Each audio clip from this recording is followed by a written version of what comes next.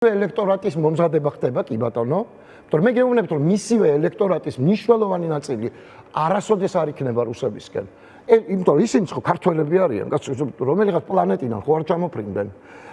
პროპაგანდით თავგამოლაყებულები, ორიენტირ არეულები, ასე შემდეგ, მაგრამ ქართველები. ჩვენ ახლა ისეთ რამეზე ვსაუბრობთ, რასაც პროპაგანდა ვერ უშვენის. ეს არის დეზოქსინუკლეინის მჟავა, DNM-ი. სადაც არის კოდირებული მათ შორის სამშობლო სიყვარული და კი მათ შორის რუსეთის როგორც სახელმწიფოს სიძულვილი კოდირებულია ეს. 3 საუკუნე კი არ ჭირდება, რამდენიმე დეკადა ჭირდება DNM-ში ახალი თვისებების გამომუშავებას.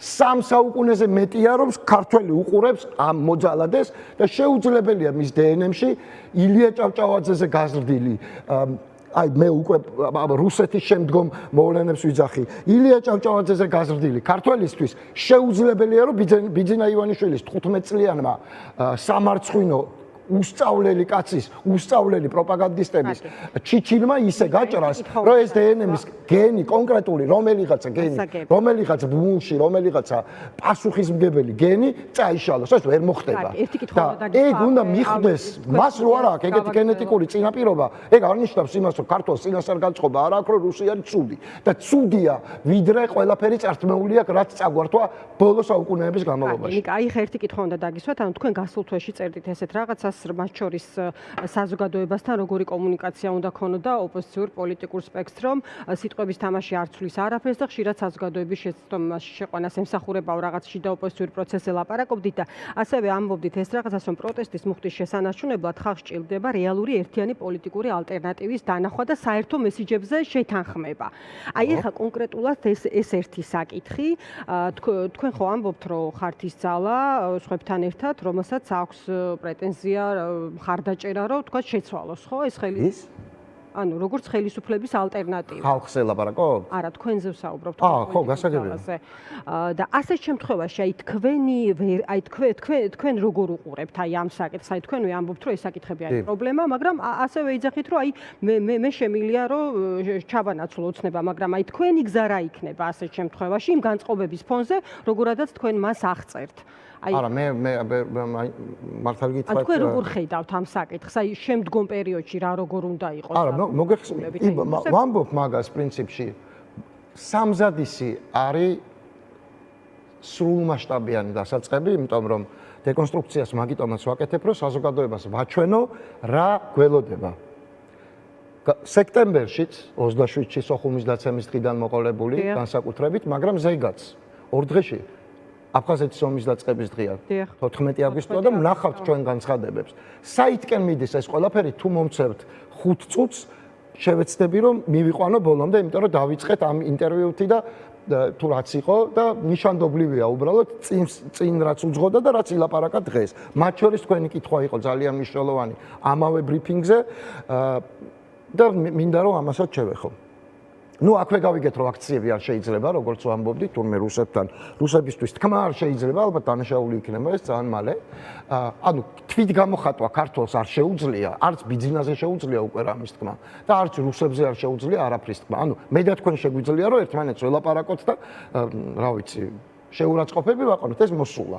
მაგრამ ბიძინაზე თუ ვიტყვით რამეს, ან რუსს ვაჩვენებთ რომ ის ოკუპანტია, რაც სიმართლეა, ან 2x2-4-ია რომ დავიწერო ეგ მაგისტვის უნდა დამსაჯოს ბიძინა ივანიშვილმა. ამას გვეუბნება ქართველებს, ხო? შემდეგი ბენზინი თქვენ შეკითხვაზე პასუხი იყო, ხო? მე არ ვიცი ხა გაექცა სიტყვა კობახიძეს ვერ მიხვდა ეს უნდა ეთქვა თუ არ ეთქვა თუ სრულიად შეგნებულად თქვა, მაგრამ ფაქტი ერთია. ფაქტი ერთია. საქართველოს ხელისუფლების ოფიციალური თანხმობის გარეშე ამას კანონი მოითხოვს. ხო? შეუძლებელია აფხაზეთში რამე შეტანა. ანუ კი არის იმკითხავა ირაკლი კობახიძემ ზუსტად თქვა ის რაც იცის. იმიტომ რომ ის არის საქართველოს მთავრობა დღეს ბედის უღმართობით და სამწუხაროდ, მაგრამ ის ირქმევს ამ სახელს და მას აქვს ამ კონკრეტული ტიპის ქმედების ავტორიზაციის სრული უფლება და ექსკლუზიური, ხო? ანუ მან გააკეთა ეს, ზუსტად იცის ვის მისცა ეს უფლება, მაგრამ ასევე იცის რა ჩაწერა იმ დოკუმენტში, რატომ მისცა ეს უფლება.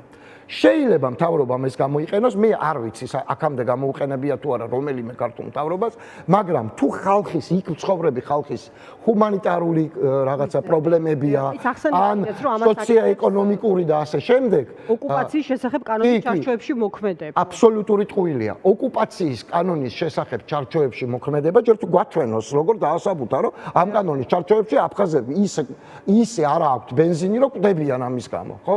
უბენზინობა არ არის კატასტროფა, ხო? დენი ხო აქვს სამაგიეროდ, ძალიან დიდი ბოდიში, ხო? ანუ საწარმოები მათ არ გაუჩერდებოდა და საავადმყოფოები უბენზინობის გამო. დიდ ბოდიშს ვიხდი, ხო? და ეს სასწრაფოებში ჩასხმული ბენზინიც არ არის რაოდენობით თუ ვიმშელებთ, არა. ბენზინი არის სტრატეგიული დანიშნულების ასე ვთქვათ რაღაც პროდუქცია. სტრატეგიული დანიშნულება, როგორც სარეცხი მანქანის მიწოდება არ შეიძლება რუსეთთან დაკავშირებული არავისთვის, რატომ? რეცხვა კი არ არის აკრძალული. იქ ჩიპია, რომელიც დრონში უნდა გადადოს მერე რუსმა. ასევე არის პრობლემატური ბენზინი. გაგახსენებთ ყველას, რომ რუსეთს აქვს ბენზინის დეფიციტი, გაუმარჯოს უკრაინელებს ამის გამო, ნავთობის ქვეყანას ბენზინი აღარ აქვს და მე არ ვიცი ბენზინი რუსეთში გააქვს თუ არა, სოჭში გააქვს თუ არა. შესაძლოა ესეც იყოს. მაგრამ გაცილებით უარესი ამბავია, იქ უბენზინოთ დარჩენილი რუსული სამხედრო ბაზები, რომელი ბენზინით მარაგდება. ეს ხომ არ არის საქართველოსდან შესული ბენზინი. ან რა იცის ირაკლი კობახიძემ, რომ ეს არ არის საქართველოსდან შესული ბენზინი. როგორ აკონტროლებს ამას? ეს არის ბენზინი გაგზავნილი რუსული კონტროლის ქვეშ არსებულ ტერიტორიაზე. ანუ რუსი როგორც უნდა აფხაზეთში რაც შედის, გამოიყენებს თუ არა, მარტივი ტესტია. ხო ცხადია რომ კი. და ახლა რა უნდა ვიყოთ ჩვენ? ჩვენ უნდა ვიცოდეთ და რა უნდა ვიცოდეთ პრინციპში. უნდა ზუსტად უნდა გვითხრან, ვინ შეიტანა, რა საფუძვლით იქნა ეს დოკუმენტი ხელმოწერილი მთავრობის მიერ და როგორ ვართ დარწმუნებულები იმაში, რომ რუსეთი საომარ მანქანაში არ ვასხავთ ამ ბენზინს. და ვასხავთ ამაში დარწმუნებული ვარ. კი, სოჭში ბენზინის დეფიციტი შევსებაც ეროვნული ინტერესების ღალატია, მაგრამ რუსულ სამხედრო მანქანაში ჩასხმული ბენზინი არის კაცობრიობის ინტერესების ღალატი, იმიტომ რომ უკრაინელები სისხლს უტოლდება აი ამ ბენზინის თითოეული წვეთი. აი ეს არის, რასაც საქართველოს აკეთებს და ბენზინს რაც შეეხება, ეს რო გამოაშკარავდება და ცხადია რომ გამორიცხული არ გამოაშკარავდეს. ქართველ ბენზინის შემსყიდველებს გონია ვინმეს რომ ბენზინს მიაწოდებს ვინმე ლეგალურად. რას აკეთებს მე საქართველოს და მისი მოსახლეობა ბენზინი რომ იმიტომ შეიძლება გაგვიჩერდეს რომ აფხაზეთში ვიღაცამ კონტრაბანდის თუ ჩუმად შეიტანა ირაკლი კობახიძის ხელმოწერით რას აპირებს საქართველოს მოსახლეობა ამ ეს რომ მოხდეს რას ვაპირებთ ყველანი ჩვენ და კი ძალიან ახლოს ავართ ამ რისკთან რომ სანქციები გავრცელდეს ყველა ბენზინის შემსყიდველზე კეთილი ინებონ მე ბენზინეებმა გამოვიდნენ და თავად დაასახელონ ეს შემტანი თუ არა, მაშინ ყველანი იქნებიან ეჭვის ქვეშ. ყველანი შეიძლება თანაბრად დასანქცირდნენ, თუმცა ნამდვილად არ წარმოადგენს სირთულეს იმის გარკვევა ბენზინი რა გზით ვინ შეიტანა უпростоრეთ აფხაზეთში და არც ის წარმოადგენს სხვა შორის სირთულეს რომ გაირკვეს ბენზინი იქ რა ბედი ეწია ამ ბენზინს და შემდეგი აფხაზეთი რუსეთის გარდა უკვე საქართველოს ხელისუფლებამაც გადააქცია კრიმინალურ ანკლავად. სრულიად დახურულ ზონად ფულის რეცხვის და კრიპტოვალუტის წარმოების. პირდაპირ ბიძინა ივანიშვილი ფულს აკეთებს აფხაზეთში დენის მეშვეობით. ეს დენი მიდის ენგურიდან ნაცვლად 40%-ისა ენგურზე გამომუშავებული დენის 90% მიდის. ენგურის დენი ჩვენთვის არის ყველაზე იაფი დენი.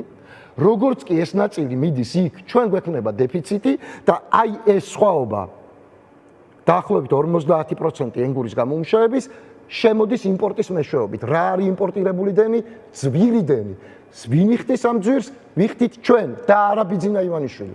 ბიძინა ივანიშვილი აფხაზეთში ნულოვანი განაკვეთის დენით აკეთებს კრიპტოვალუტას იქაურ კრიმინალებთან და სავარაუდოდ რუსებთან ერთად საქართველოს ტერიტორიაზე ნულოვანი გადასახადის განაკვეთით აკეთებს და ყველაზე დაბალი დენის ფასით კრიპტოვალუტას. აი ეს არის მეგობრებო, თუ ჩვენ ქსიამოვნებს, რომ ამ კაცის ფულის კეთებას შეეწიროს ჩვენი ქვეყნის სუვერენიტეტი და ჩვენი ყოველდღიურობა, ჩვენი ცხოვრება, აი ბავშვი რო დაიკარგა, აი ეს ერთმანეთი რო შეჭამა საზოგადოებამ გარდაცვლილი მართლა ანგელოზივით ახალგაზრდა ბიჭის და დაჭერილი ახალგაზრდების აი მტყუან მართალის გარჩევაზე.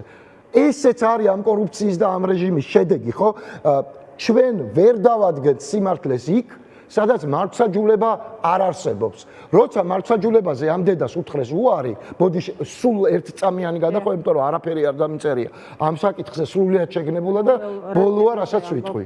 როცა მართლმსაჯულების უფლებას სახელმწიფო არ თმევს დაზარალებულსაც და პოტენციურ დამნაშავესაც, მაშინ იწყება გარჩევები. გარჩევები ასე ვთქვათ, კვაზი სამართლებრივი გარჩევები, სასამართლოს მიღმა გარჩევები. ამიტომ გაცოცხლდნენ კანონიერი ქურდები, ამიტომ არის ეს დიდი ლინჩის წესი ერთმანეთთან ანგარიშწორების, აბა როგორ უნდა გააჩეროთ დედა, რომელსაც ასეთი შვილი მოუკლეს. ვერ გააჩერებთ, იმიტომ რომ სამართალი სახელმწიფომ არ მისცა. სამართალი სახელმწიფოს რომ მიეცა და ვიღაცა გაემართლებინა, თუნდაც ეხლა ვისაც ვლაპარაკობთ და გული გტკივა რომ გვაჩვენეს ეს პატარა გოგო რომელსაც აკავებდნენ, ხო ჩემთვისაც ძალიან მძიმე საყურებელი იყო, მესმის, მეც ამ ხელაშვილი მყავს, მაგრამ ეს ამბავი ხო იქიდან მოდის რომ ამ ქალს არჩევანი არ დაუტოვეს, ან თვითონ უნდა გაესწორებინა ანგარიში და თვითონ დაედგინა სამართალი. და ეხა მიკერძოებული ხარ სამართლის დადგენაში უკაცრავად დარი ბიჭის დედა აბრა იქნება მიკერძოებული თუ არ გინდათ ან ერთი მხარე ან მეორე მხარე ის ვინც ფარცხავს ან მეორე უკიდურესობაში ყველას დაჭერაში გადადის იმიტომ რომ სამართლიანად აღშფოთებული ადამიანი ეძებს უკვე ამ სამართალს ამას ვინც ტოვებს ქვეყანაში შესაძლებლად კი არა და ერთადერთ გამოსავლად ხო ჩვენ თვითონ ვიპოვოთ სამართალი ძველი წელთაღრიცხვის მეთოდები ეს არის ეს ხელისუფლება და მისი კორუფცია რომელიც კლავს ძარცვავს გვაღარიბებს და აგერ ეროვნულ სუვერენიტეტს გვაკარკინებს რატომ იმიტომ რომ დიდარი უნდა იყოს და სულ ხელისუფლებაში არაფერი სხვა მნიშვნელოვანი არ არის და მივედით რუსოფობიამდე რომელიც რა თქმა უნდა მოგონილი ამბავია თუმცა პატარა ჩამონათვალი მაინც გააკეთა იმ საქმეების რომელზეც არის კითხვის ნიშნები და სხვათა შორის ხშირად თქვენი კოლეგები სხვა პოლიტიკური ჯგუფებიდან იმაზე საუბრობენ რომ ბევრი თემის უკანა პლანზე გადატანა ხდება რამდენიმე მათგანი თქვენ ახსენეთ ხო სათანადო ყურადღება ვერ ეთმობა იმიტომ რომ შესაძლოა დღის წესრიგში დომინანტური იყოს ქართული ოცნების მიერ ასე ვთქვათ განხილული ესა თუ ის საკითხი აი ისევ რუსოფობიაზე მეც მინდა რომ კითხო ნიკა აუცილებლად ამით დაიწყე აი კულტურის სფეროც არის სამიზნე ხო ჩამონათვალი ეს მივდივართ უკვე სხვა წინა განცხადებამდე წინა ბრიფინგამდე კობახის კი მრავალი ფორმით არის გამოხმაურება ხო და იქ ლაპარაკი იყო ორმაგ სტანდარტზე ავტორიტეტული ადამიანები სუხიშვილები პაატა ბურჭულაძე ჩამონათვალში და ნიკა რაჭველი და ამ შემდეგ ნიკას გამოხმაურებას ნახა საზოგადოებამ და ამაზე ისევ კობახიძის პასუხი ამ ნაწილზე რისი თქმა შეგიძლია ვთქვათ კამპანიურობა საფუძველი რა არის ამ შემთხვევაში აი როგორ გონია ვთქვათ მე ვფიქრობ რომ რა მიზანი აქვს დასაწყისი ამ პროცესს კი დღევანდელი ეს ამბავი ძალიან მკაფიო დადასტურება წინა მოსაზრებების რაც ხონდა იმ ბრიფინგთან დაკავშირებით პრინციპში ეს უკვე 8 აგვისტოს დღეებშიც გამოიკვეთა იმის გამო რომ ხო არ შეიძლება ყოველ წელს ამ ხალხმა იძახოს რომ ომი საქართველოს დაიწყო აი რისთვის ლაპარაკობენ ამას შეკითხვა ხო გვაქვს კაი მნიშვნელობა არ მივანიჭოთ მნიშვნელობა ვინ 7-ში ადის და ვინ 8-ში არ მივანიჭოთ ამას მნიშვნელობა დავანებოთ თავის სიტყვაზე ხო ეს არ არის თავარი წყალგამყოფი ხაზი რაღაცა საქართველოს ისტორიისთვის. სხვა რამეს ვკითხო. არ არის, როგორც ჩანს არის არა, ასვლას გულისხმობ, ანუ ვინ რომელ დღეს ავა. თავარი წყალგამყოფი ხაზი ერთ-ერთი ჩვენთვის არის დიახ, ვინ დაიწყო ომი. ანუ ომის ინიციატორი ვინ იყო? რომ ჩვენ ვართ მსხვერპლი ქვეყანა, რომელიც თავდასხმის ქვეშ იყო, თუ ჩვენ ვართ აგრესორები, რომელსაც სამართლიანად აღნიშნავს, რომ აგრესორს გმირები არ აყავს. აგრესორს ყავს სამხედრო დამნაშავეები. ანუ ამას აბრალებენ თავის ქვეყანას. ხო წარმოგიდგენიათ? და ჯერ ერთი აბრალებენ ერთია. რაში ჭირდება? რატო არ ხურავენ თვითონ ამ ფურცელს, ხო? მართლა მაინტერესებს. საქართველოსთვის დაბრალების ფურცელი, ხო? ეს უკვე მორჩენილია, გამოკრისტალებულია, აი ესე დევს საერთაშორისო სამართალში უძრავად, რომ ომი დაიწყო რუსეთმა ეს ომი იყო მისი ინიციატივა, დაიწყო დიდი ხნით ადრე და სამხედრო მოქმედებებიც მან გახსნა. საქართველოს უპასუხა. რევიზიის შესაძლოა სჯეროდეს? რევიზიას ატარებენ ყოველწლიურად, ყოველდღიურად უკვე. რისთვის არის ეს საჭირო? რა შეიძლება ამან მოიტანოს? არაფერი გარდა საქართველოსთვის ამ ვითარების შემოbrunების, იმიტომ რომ თუ თვითონ ქვეყანა იძახებს მისი წარმომადგენლის მეშვეობით ამ შემთხვევაში რომ მე დავიწყე ომი და სამხედრო დამნაშავე ქვეყანა ვარო, ეხლა უკაცრავად, მაგრამ აქ გიჟები ხო არ არიან საერთაშორისო სასამართლოებში განსაკუთრებით, ხო? ეს შეფასებადია, რას ვამბობთ ჩვენ აქ. და ესენი არ იქნებიან ხვალ ზეგ თუ ერთი წლის თავზე, მაგრამ ეს განცხადებები დარჩება და იქ საქმეების განხილვა გაგრძელდება. აი ეს ეხლა რასაც აკეთებენ, რისთვის ჭირდებათ? მიხეილ სააკაშვილის გასაშავებლად ამდენი წელი უნდა იძახონ, რომ მან ისროლა პირველმა, რაც ჯერ ერთი ტყუილია და მეორე რით ვერ დამთავრდა. შეიძლება ეს ამოცანა აწონასწორებდეს ქვეყნისთვის უმძიმესი შედეგების, პოტენციური შედეგების დადგომას. ეს ხო არანორმალური ვითარებაა. არანორმალური ვითარებაა, რომელშიც გვაცხოვრებს ეს ხალხი.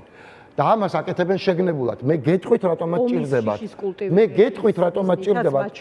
არა, ომის შიშის კულტივირებამ აღარ იმუშავა. ანა, მორჩა ეგ ამბავი. რატო გეკითხებით, იცი, ანუ ტყუილ არ გეკითხებით. აი წინა პერიოდებში სხვადასხვა პოლიტიკური ჯგუფის წარმომადგენლებსაც ვთქვამთ, რომ აი მაგალითებისთვის გარკვეულ პერიოდებში, ან წინა საარჩევნო თუ სხვა პერიოდებში, აი არ მიაჩნდა სწორად, რომ ამ ყველა გზავნილზე ეპასუხა და სათანადო პასუხები გაეცათ. გესმის, აი არ ვისაუბროთ ამაზე, ეს ასხამს მეც მივეკუთვნები მატრიქს, ვინც ფილად უსმენ ხოლმე, განსაკუთრებით წინა საარჩევნო, ასე ვთქვათ, რეჟიმის დროს, ომთან დაკავშირებულ საკითხებს. ეხლა ამასაც ვითარება ხო სტატიკური არ არის, ხო? ის განვითარებაშია, ხო? ხო არ შეიძლება რომ გაიყინოს სადღაც. ომთან დაკავშირებულმა ნარატივმა თავის ქნა უკვე.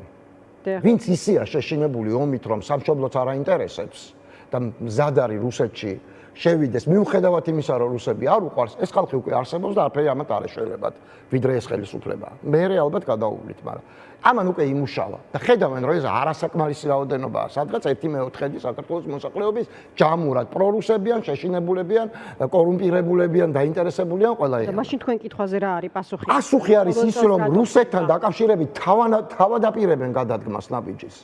ეგ არის პასუხი სწორედ. და ამდენი ხანი ამას რომ ვაკვირდებით, ხო? ეს ახლა კი ბატონო 2012-ში ვერ მიხვდა ვიღაცა. კი ბატონო ვერ მიხვდა 2019-ში გავრილოვის ღამის დროს, ხო? 19 იყო თუ 20 ბოდიში უკვე ამერია თარიღები. კი ბატონო ვერ მიხვდა ოდესღაც. რა ვიცი. ეხლა რანაირად შეიძლება ამ წუთში ვერ მიხვდე. ნიკარაჭველი, სუხიშვილები, პაატა ბურჭულაძე მხოლოდ იმიტომ არის ნახსენები, რომ ჩვენ გადავირიოთ ამ ყველაფრით გადავერთოთ ამ სახელების და გვარების დაცვაზე და მე ერისიონი რო წავა პირობითად. ან ვიღაცა ეგეთი. მე თქვან რომ ისინიც თუ იყვნენ ამათმაც იაროს ნორმალიზაცია რუსეთთან ურთიერთობების, ჯერ კულტურულის, მე სპორტულის, მე ალბათ ბიზნესის, მე კიდე რაღაცის სახალხო დიპლომატიის თუ ამგვარი სისულელეების, ეს არის ამოცანა. ამაზე ამის კუდები აქამდეც იკითხებოდა, მაგრამ დღეს ეს ძალიან თვალნათელია და ეს თავდება ერთადერთი რამით. რუსეთთან დიპლომატიური ურთიერთობების აღდგენით, რაც თავის მხრივ რითი დამთავრდება სრულიად გასაგებია, ხო? ქართული სახელმწიფოებრიობის ისეთი უმძიმესი ნაპრალებით, როგორც არის აფხაზეთის და სამაჩაბლო სულ არ არის აუცილებელი აღიარება. შეგუება აუცილებელი, ნახავთ სამყაროს რამდენი ქვეყანა აღიარებს, საქართველოს თუ იქნება ამასთან ამ ფორმით შეგუებული. ეს ნახეთ პასუხი ამაზე, რომ დეოკუპაცია არისო ამის საფრთხე მხოლოდ დიპლომატიური. აბსოლუტურად, ანუ კიდე იმის იმედი თუ აქვს, რომ რუსეთი დაუბრუნებს ამათ ოკუპირებულ ტერიტორიებს იმის სანაცვლოდ, რომ ევროკავშირზე უარი თქვან, აქეთკენაც მიყავთ, რომ იცოდეთ. ოღონდ რუსეთი არ დაუბრუნებს, იტყვიან, რომ ამის სანაცვლოდ რაღაცას მივიღებთ და ამის თქმასაც აპირებენ. მეგობრებო, ამიტომ უნდა მოვემზადოთ გასხმა ამათი და მოცურება ძალიან რეალისტური კი არა, 100% დარწმუნებული ვარ იქნება ძალიან მალე, მაგრამ ეს არ უნდა იყოს მხოლოდ ხალხმრავალ აქციებისთვის მზადება. უნდა იყოს ძალიან მტკიცედ გაერთიანებული საზოგადოების მზადება იმისთვის, რომ არ დათმოს.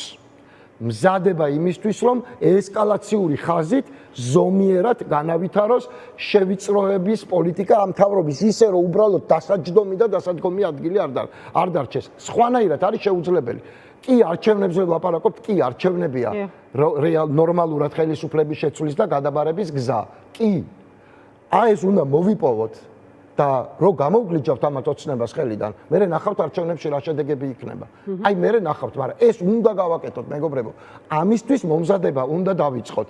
უნდა მოვამზადოთ საკუთარი თავი, ნერვიული სისტემა დავიმშვიდოთ, სულსწრაფობა დავიოკოთ, ძალა მოვიკრიბოთ, მოვემზადოთ. არც თუ ისე სასურველი, ასე ვთქვათ, ჩვენს მიმართ არც თუ ისე სასურველი რეაქციებისგან, ამისთვის მე მგონია რომ მზად ვართ, მაგრამ თავი შევაგუოთ ყველაფერს, იმიტომ რომ ეს, რასაც მე ახლა ვუყურებ და ისევ ტრაქტატს ვუბრუნდები, ეს არის დაბრუნება იქ, საიდანაც ყველაფერი დაიწყო, საიდანაც ანტირუსული მოძრაობა დაიწყო. ანტირუსული მოძრაობა საქართველოში არც მეტი, არც ნაკლები დაიწყო 1793 წელს. შემდეგ დღესვე, როცა ამ ტრაქტატს ხელი მოეწერა. თუ ვინმეს არ ჯერა, წაიკითხოს მედიქართლისა და ბარათაშვილის, რა ვიცი, სხვანაირად უბრალოდ არის შეუძლებელი. ეს არის ქვეყნის ჩაბარების საბოლოო სტადია. ამას აკეთებს ქართული ოცნება. გამოსავალი არის ის, რომ ჩვენ გავაკეთოთ რადიკალურად საწინააღმდეგო რამ. საერთაშორისო მხარდაჭერა გვაქვს და კიდევ უფრო მეტად გვექნება, ოღონდ ჩვენ გვექნება და ამიტომ ეს ჩვენ უნდა არსებობდეს ძალიან ხმამაღლა და ძალიან გამბედავად. და ისევ იმას მინდა დაუბრუნდე ზუსტად, რაც დასაწყისში კითხეთ, რადგან თქვენ თავად ფინალში ესეთ ფორმულირებას აკეთებთ, რომ აი ყველა იმ საკითხთან ერთად, რომელიც დაასახელეთ, ხო? თქვენ ხშირად ამბობთ, რომ მნიშვნელოვანია საზოგადოებისთვის ერთიანი პოლიტიკური ალტერნატივის დანახვება, ხო? არის. აი ეს ხო არის გამოწვევა თქვენი? მე რასაც ვამბობ, მე მგონი მათ შორის ამასაც ეხება. აი ეს ამის რესურსი, ანუ მე აბსოლუტურად არწმუნებული ვარ. მე ძალიან შორს ვარ იქედან, რომ ქართული ოპოზიცია არ ვარგა, რასაც ბევრს სამწუხაროდ საზოგადოებაშიც წოდავენ ამით. მე ასე არ ვფიქრობ. საკუთარ თავს დავანებებ, მე ამას დიდი ხანია ვლაპარაკობ, საერთოდ არ ვიყავი პოლიტიკაში მაშინაც. ამ შემთხვევაში სხვებს შევაფასებ, მე ესე ნამდვილად არ ვფიქრობ და ყველას მოუწოდებ, რომ თუ პოლიტიკოსები არ მოწონს, თავად აკეთოს პოლიტიკა და პოლიტიკური პარტიის წარმომადგენლები, როცა დანარჩენ ოპოზიციაზე ლაპარაკობენ, ეს საერთოდ არ ვიცი ეს რა შეიძლება ამას ეწონოს, მით უმეტეს საკუთარ პარტიას უნდა გახედო, ხო, როცა სხვებზე ლაპარაკობ და საკუთარი მაჩანჩალა პარტია ყავს, ხა იმას მაინც შეხედე, კაცო და რა ვიცი, ცოტა ზომიერები და გაწონასწორებულები მინიმუმ უნდა ვიყოთ, ხო? სრდილობა ზოგჯერ შემაკავებელია და წესიერება ზოგჯერ შემაკავებელია სისულელეების, ამიტომ წესიერებით მაინც ვიხელმძღვანელოთ, მაგრამ ვინც რაც უნდა ითქვას, ეს არ არის ჩემი პრობლემა და არც არავის პრობლემა არ უნდა იყოს, კაცო, ბოლო-ბოლო ყველას აქვს რაღაცა შეფასებების გაკეთების უფლება, ხო? მიხვდები სისულელე თქვა, თუ არა სისულელე, თუ ხშირად სისულელეს ამბობს, უბრალოდ დაიმახსოვრებ, რომ სულელია და არ უნდა დაინტერესდე. თუ ხშირად ჭკვიანურს ამბობს, დაიმახსოვრებ, რომ ჭკვიანია და დაუგდებ ყურს. გავიგე, ეს ასე მთავრდება, ესეთ ტიპის გამონათქვამები. ამას იწვევს, მაგრამ ჩვენი ამოცანა ხო რა არის? ჩვენი ამოცანა ეხა სუსტის ძიება კი არ არის. ჩვენი ამოცანა ერთმანეთში ძალის პოვნა. სუსტი რგოლის ძიება არ არის ჩვენი ამოცანა, იმიტომ რომ ბევრია ესეთ სუსტი რგოლები ივანიშვილის პირობებში, ბევრია ესეთ სუსტი რგოლები. უამრავი ადამიანი ციხეშია, უამრავი ადამიანი დაიღალა. სიღატაკეში ცხოვრობს უკვე გუშინ წინ რომ პრობლემა არ ქონდა ისეთი ხალხი, ხო? პირდაპირ მნიშვნელობით, ხო? უცხოეთში მიდიან უკვე ბავშვებიანად ოჯახები, ხო? იმიტომ რომ სკოლის სტატისტიკა გვაჩვენებს, რომ სკოლას სწოვებენ ბავშვები. ეს მხოლოდ იმას ნიშნავს, რომ მარტო ოჯახი კი არ წავიდა დიდები სამუშაოდ, სამუდამოდ ბავშვიანად გადასახდნენ ოჯახები, ხო? ეს ქვეყანა გადავიდა მილევად რეჟიმში. და ეხლა სუსტი რგოლის ძიება ჩვენში, ხელების გაშვერა, როგორც წესი უსამართლოდ, სულ ვიღაცაზე რაღაცის გადაბრალება, ერთმანეთზე თუნდაც არ გამოვრიცხავთ ჩემ თავსაც, ხო? ვინმეს რო არ ეწყინოს, ერთმანეთისთვის რაღაცის დაბრალება არის არასერიოზულობა, უტვინობა და სამშობლოს წინაშე უპასუხისმგებლობა. კვლავ ვიმეორებ, ჩვენ არ გვაქვს სუსტის ძებნის არც დრო და არც საჭიროება. ჩვენ გვაქვს საკუთარ ძალებში, თავებში და ერთმანეთში ძალის ძიების საჭიროება და რაც შეიძლება სწრაფად მისი პოვნის. მონახავთ. ამაში ვარ ღრმად დარწმუნებული, იმიტომ რომ ეს ქვეყანა ჩვენია და არ დაუკარგავს ეს ქვეყანა ჩვენნაირზე, ჩვენზე უკეთეს თაობები კი არ იყვნენ, ვინც ეს შეინარჩუნა. ისინი ჩვეულებრივი ქართველები იყვნენ, ჩვენნაირი და იპოვეს თავის თავში ძალა და შეინარჩუნეს ეს ქვეყანა. ძალიან ბრუტალურ დამპყრობლებთან მათ შორის, ხო? ჩვენც ვიპოვით ამ ძალას, მოთმინებით უნდა აღვიჭურვოთ და სულსწრაფობა უნდა მოვიშოროთ.